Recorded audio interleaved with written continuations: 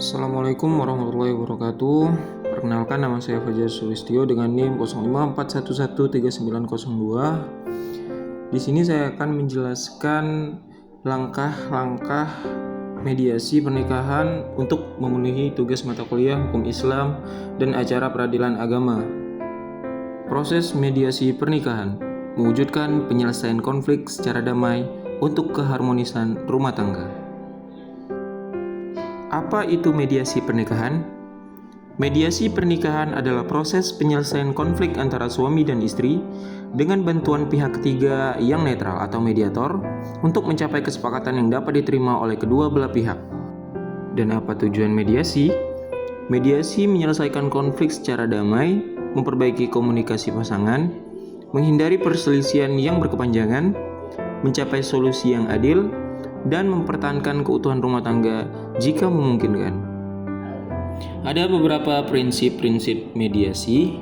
Mediasi berjalan berdasarkan prinsip yang menjamin proses yang adil dan efektif, yaitu prinsip sukarela. Para pihak berpartisipasi secara sukarela tanpa paksaan. Netralitas mediator. Mediator tidak memihak salah satu pihak. Kerahasiaan. Semua informasi dalam mediasi dirahasiakan. Iktikat baik. Para pihak harus memiliki itikat baik dalam proses mediasi. Kemudian kesetaraan. Kedua pihak memiliki kedudukan yang setara. Prinsip-prinsip ini menjadi landasan penting agar mediasi berjalan dengan adil, efektif, dan menghasilkan kesepakatan yang berkelanjutan. Berikut langkah-langkah dalam proses mediasi.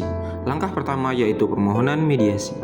Salah satu pihak atau kedua pihak mengajukan permohonan mediasi kepada mediator yang dipilih bersama atau ditunjuk oleh lembaga terkait.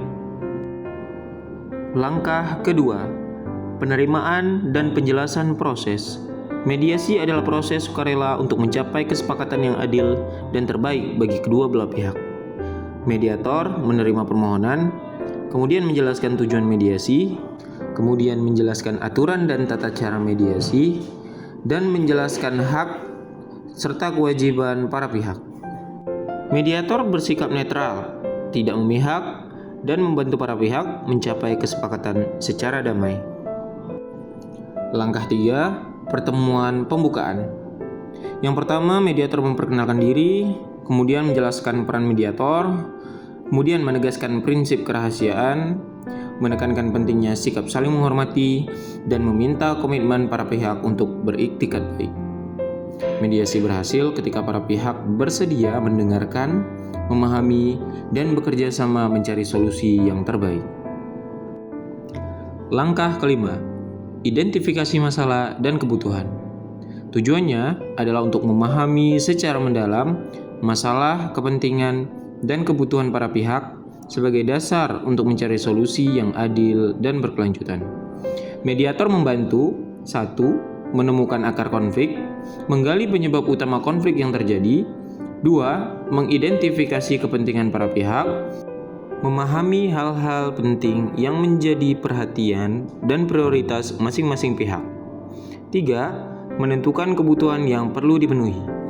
Menetapkan kebutuhan yang menjadi dasar untuk mencari solusi bersama.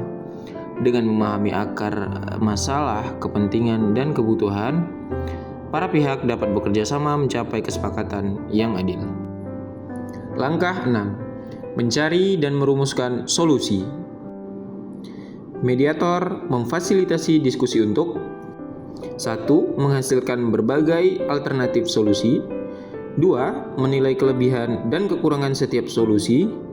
3. Menemukan solusi yang saling menguntungkan. Contoh sebuah solusi: perbaikan komunikasi keluarga, kesepakatan pembagian tanggung jawab, konseling lanjutan, atau kesepakatan pengasuhan anak. Tujuan mediasi adalah mencapai kesepakatan yang adil, berkelanjutan, dan terbaik bagi semua pihak. Langkah ketujuh, kesepakatan dan tindak lanjut. Jika tercapai kesepakatan, maka kesepakatan ditulis secara resmi, ditandatangani oleh kedua belah pihak, menjadi pedoman penyelesaian konflik, dan dilaksanakan sesuai komitmen bersama. Intinya, peran mediator adalah menjadi pihak yang netral, memfasilitasi komunikasi, membantu mengidentifikasi masalah, menjaga suasana tetap kondusif, dan membantu para pihak untuk menemukan solusi. Namun, mediator tidak boleh memihak salah satu pihak, memutus perkara seperti hakim, dan memaksakan solusi. Mediator bukan penentu benar atau salah, tetapi menjadi jembatan untuk menemukan solusi bersama. Nah, itulah yang dapat saya sampaikan. Sebagai penutup, mediasi pernikahan merupakan metode penyelesaian konflik yang mengedepankan musyawarah, komunikasi, dan kesepakatan bersama. Melalui tahapan yang sistematis, mediasi dapat membantu pasangan menemukan solusi terbaik serta menjaga hubungan keluarga secara lebih harmonis. Itulah yang dapat saya sampaikan. Saya ucapkan terima kasih. Wassalamualaikum warahmatullahi wabarakatuh.